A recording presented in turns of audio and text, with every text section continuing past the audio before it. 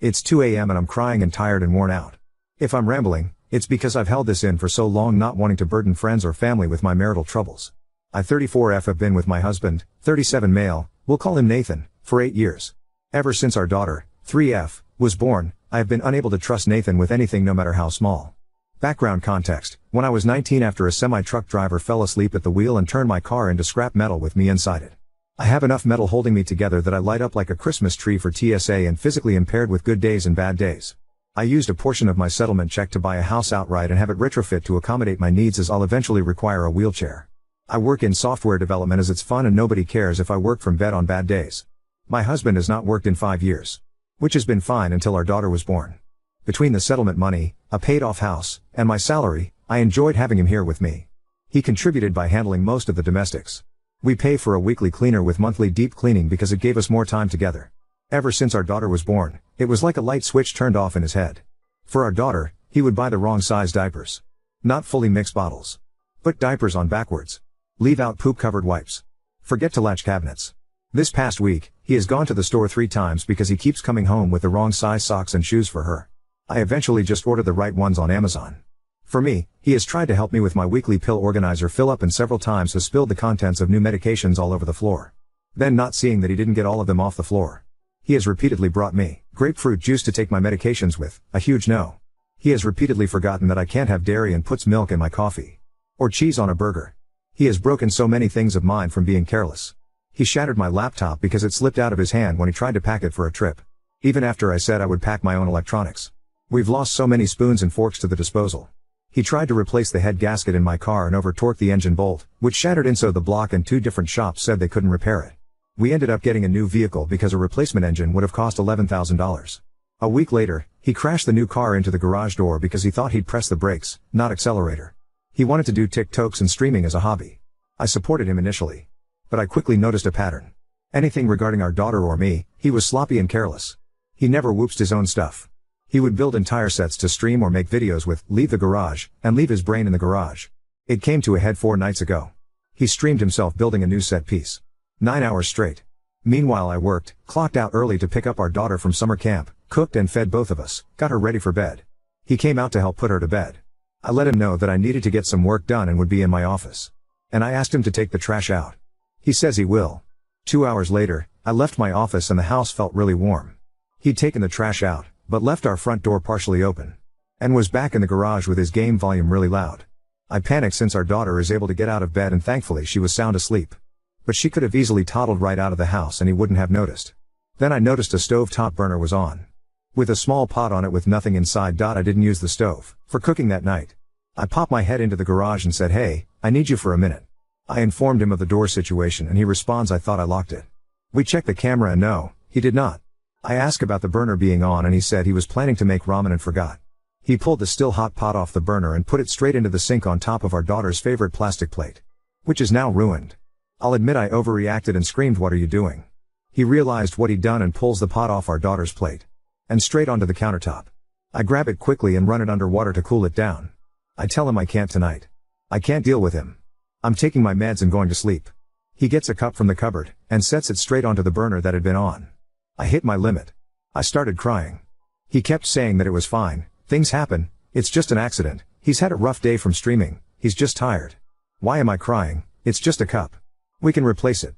The anger hit and I said it's because I have a liability and not a partner. He said, "What the fuck does that mean?" I screamed that it's because I can't trust him to do anything. That I'm always having to watch him like a child. Always having to bear the costs of his mistakes. That every time I get careless and think I can trust him to be an adult, I'm always the one getting fucked over. I then said, "I can't see you as a partner anymore. You're just another liability in my checkbook." He immediately stormed out of the kitchen and went to bed. I called my mom and told her what happened. She thinks it's just stress and offered to take our daughter for a week so we could figure this out without our daughter seeing it. She says it was an asshole thing to call my husband a liability. In the morning, I told my husband that my mom would pick up our daughter from summer camp and offered to watch her for a week. He said okay, and that's the only interaction we've had since. He spends all day in the garage playing games with his friends, making TikToks, and streaming. For food, he's been ordering DoorDash and having the person deliver it in the garage. It's been days and he refuses to be in the same room as me. I've tried messaging him to ask if we can talk. Or figure out a solution. But he's just left me on read. If I pop into the garage, he ignores me but apologizes to his friends or viewers for the interruption and geek unmute his mic when the noise stops. Before the blow up, I've asked if there was something going on. I tried to gently respond every time he screwed up so our daughter didn't associate mistake to anger. I asked him to schedule with a doctor to see if something was going wrong medically. He always said I was overreacting, people make mistakes. And didn't see an issue, even when the same mistakes kept happening. When I tried to get him to understand that it was concerning just how expensive his mistakes were getting, he'd wave it off as it's not like we can't afford it. I love him dearly, I just miss the person he was before we had a child. The one I could trust and rely on. Did I screw this up forever? Was I being too harsh on his mistakes? Update 1. Before I get into the update, going to answer some repeated questions. Why does my husband not work? He can easily find employment, but we both agreed that the pay was never worth the toxic environment of his field unless he wanted to start his own business, which he did not. He worked in home repair and renovation. It was gross how his coworkers spoke of and treated women, female customers and coworkers alike. He saw many female coworkers be sexually harassed into quitting. He hated how gross it made him feel when sales and adjusters would take advantage of women. Yes, selling inferior and unnecessary services at a premium is a thing. If he said anything, his hours would get cut until he left. He left one job on the first day because his boss left a screaming voicemail for not selling a refrigerant service to a young black couple who didn't even need refrigerant. Yes, he's got documentation and reported multiple employers to the state labor board. And checked back. Nothing was ever done to our knowledge. He's also tried a factory job and a warehouse since leaving the trades. Both heavily penalized him for needing scheduled time off for my medical needs. There's no worker protection here for any of that until FMLA, unpaid, which takes a year to be eligible for. Yes. It is a privilege to walk away from a paying job with your middle fingers held high. I have done the same many times, but I'm happy where I'm at right now because it's the opposite of toxic. I'm thriving and our company has a no penalty, unlimited paid sick/medical leave policy that is strictly enforced at all levels of management. Any lead who penalizes people for taking leave gets sacked. A unicorn of a company. Add in a child and short of finding another unicorn employer who won't penalize him for needing time off for me or our daughter, such as when daycare closed for a week due to an RSV outbreak, puts him out of the workforce until either I stop working or our child old enough to not need consistent monitoring. Last reason for this dynamic is that although I'm disabled, my job pays almost double the highest salary he's ever had. With no reduction in pay for needing time off. It doesn't make financial sense for us to switch who the working partner is. 2. Does my husband have a large following or make money from streaming/TikTok? No. His lives have an average of 6 viewers. And his Twitch has 3 followers. When we did our taxes, he didn't get a $1,099 and he showed me that he'd got all of $6 from TikTok live gifts. Nothing from Twitch. His viewer counts are about the same as end of last year. 3. Why do we still have a weekly housekeeper and have our daughter in summer camp and part-time daycare?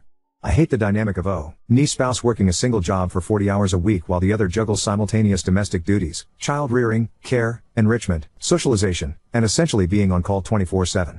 I would not want those expectations of me and couldn't fathom putting all of it on someone I love and cherish. If my husband did all of the activities and field trips that daycare did, his evenings and weekends would be taken up by domestic duties that I would physically struggle with assisting. The weekly housekeeper helps prevent deferred cleaning paralysis, where small missed things pile up into unwieldy monster tasks and struggling with where to start. The monthly deep clean and organization has been a world of self-care as we navigated to having an infant and the transition from infant to toddler. 4. The allowance thing. Yes. I wanted a dynamic where my husband had his own money even if he was not working a paying job. Maybe I've been on social media too long, but I've read so many stories of non-working spouses, albeit mostly women, being financially abused or unable to leave marriages because they did not have access to money they could save up in private. Should I have stopped it sooner when our dynamic became too unbalanced? Yes. I own that. 5. As for what happens if/when we divorce, the house and settlement balance is in a trust completely separated and as far as my lawyer can tell, out of his reach. Alimony would be up for a judge to decide, but between my documentation, that his licenses/certs aren't expired, plus my continual medical costs, Teresa a good chance of not being obligated. Hopefully that answers most or all of the background related questions. On to the update. Friday I finished work to the smell of food being cooked. My husband was plating dinner on the table when I left my office. He said he wanted to talk over dinner. Some people had given me a heads up that my story was on multiple TikToks and I'm grateful because it meant being prepared for possibility he would see it. Which, I have feelings about my post being used for content on the very platform my child and I have been neglected for. Not good ones. He did see one. He asked if it was me and I told him the truth. Yes, I wrote it. Yes, that's how I feel. And yes, I read the comments on Reddit. And no, I won't delete or change how I write about him just because I know he can see it. I don't know how to describe his reaction, but he said he'd spent the last day reflecting on just how bad could it be for so many medical diagnosis suggestions be given as reason and justification. He did say that he's not ADHD. His mom was addicted to opioids and Ritalin when he was a kid, and she tried to get numerous doctors to have him diagnosed ADHD. She had him believing he was, so he also sought out 2 opinions once he was an adult. He didn't learn about her addiction until his mid-20s. He did seek therapy once he was aware that his mom was trying to use him for pills. He said he was willing to see a psychiatrist one more time, but he doesn't think he's ADHD or autistic at all. He does think he might be depressed though. If not depressed, he will ask about some of the other medical suggestions if it will ease my worry or rule out a major problem. He did sound genuine in this, but something he said is sticking with me. He said it jokingly and apologized as soon as he saw the hurt in my eyes. That everyone saying there's something wrong in his brain must be onto something, since he chose to love and marry someone medically fragile, knowing our life together would be anything but normal. He did also admit that the night he'd left the door open, the pot on, ruined our child's favorite dish, and a cup, he drank a little too much on his stream. And would monitor that more closely. He said the last few nights, he had been filling his wine bottle with grape juice so it looked like he was a jolly drinking Viking, but was actually sober. He said he would keep doing After dinner, we went out and he surprised me with seeing the new Deadpool movie. We didn't go to our normal theater because he looked up what each theater had for limited edition popcorn buckets. I now have the baby Deadpool one that holds popcorn and a drink. We spent the next day going over the extent of how our family dynamic changed for the worse. How the little things have added up. How I see change as a part of an apology. If you verbally apologize but repeatedly do the same thing, the apology words are worthless to me. And that he didn't recognize just how frequently he was making the same/similar oopsies. Sunday, we spent talking over short and long term. What needs to change immediately, him scheduling his own doctor appointments. Timelines for expectations. He agreed that replacing or fixing things he caused will no longer come out of our expense account. He will pay it from his allowance account. Which we talked about. I did turn deposits back on, but only for $50 per paycheck. He suggested we keep it that way until he's paid back the cost of repairing the garage and car from earlier this year. He said it will take him far longer to undo the cost of destroying the engine to my last vehicle, but that he's going to step up and find ways to make it right. Just so you know. Yes. I see the red flags. Love bombing. Not knowing how frequently despite repeated talks. Thinking verbal apologies are the final step in apologizing, and not understanding that repeatedly doing the same problem thing is the same as never apologizing. And yes, I know he will read this. Do I actually think this is resolved and we will come out of this as a perfect married couple who stays together until one of us croaks? Not really. Full offense to husband, for now. Is it a potential resolution? Maybe. But my husband is fully aware that he has a lot to make up for, a lot to fix, and a tight schedule to make it happen. And that the lesson for our daughter, later in life, is either going to be taking real accountability can steer a wayward ship back to course. Taking accountability is the right thing to do, even if you don't get the result you wanted, or love alone isn't enough. Now on to next story.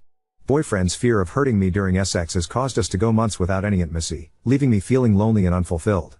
I, 24F, and my boyfriend 23M have been dating for nearly 2 years. I'll skip the unnecessary details about our relationship, but we have a very solid one. We live together and have only really argued once in our entire relationship.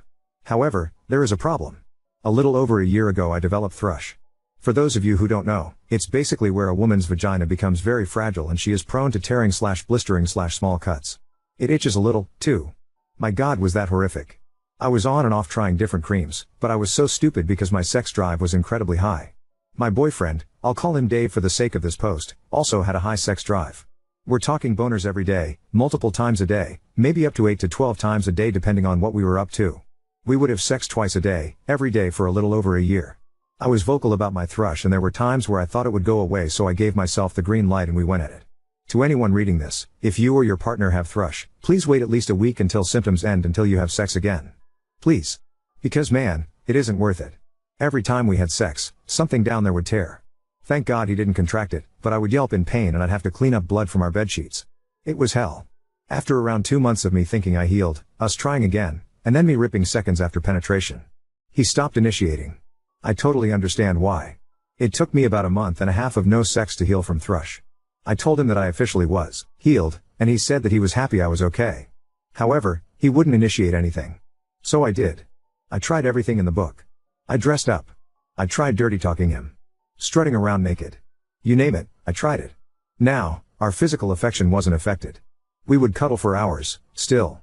It was our sexual affection that ended. After about 3 months of this, I decided to confront him.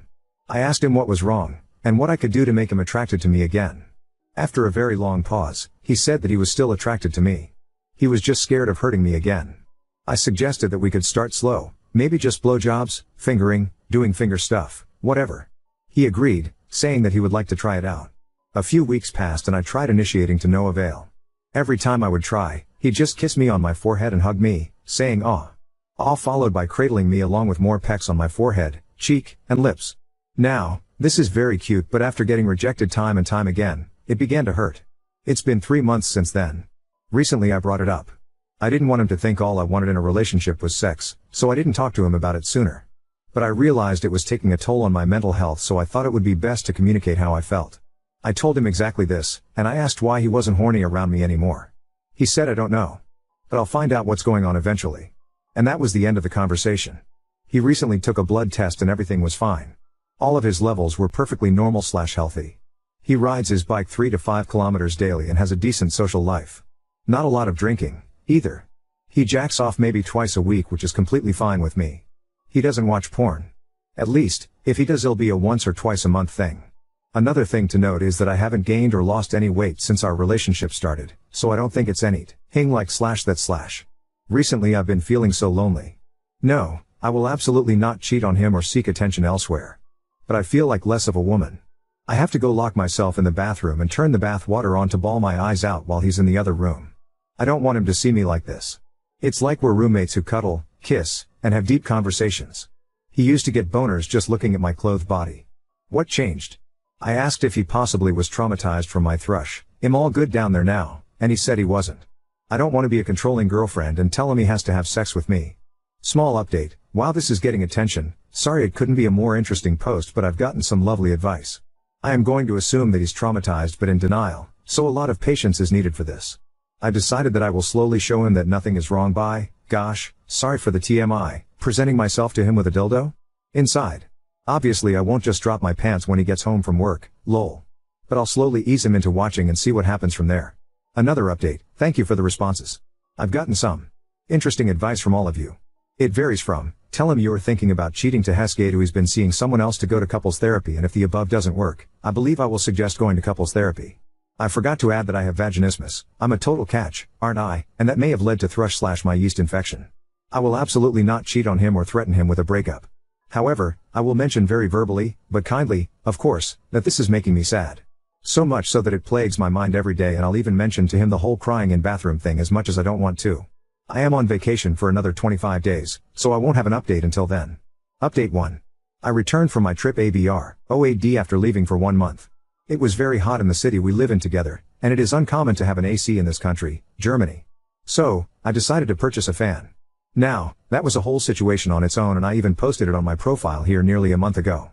Long story short, my boyfriend, 24 male, was feeling uncomfortable about me getting a fan. I promise this ties into my update, and was so upset about it, that when the fan arrived he was visibly upset and went as far as walking out of the room without speaking to me for a few hours.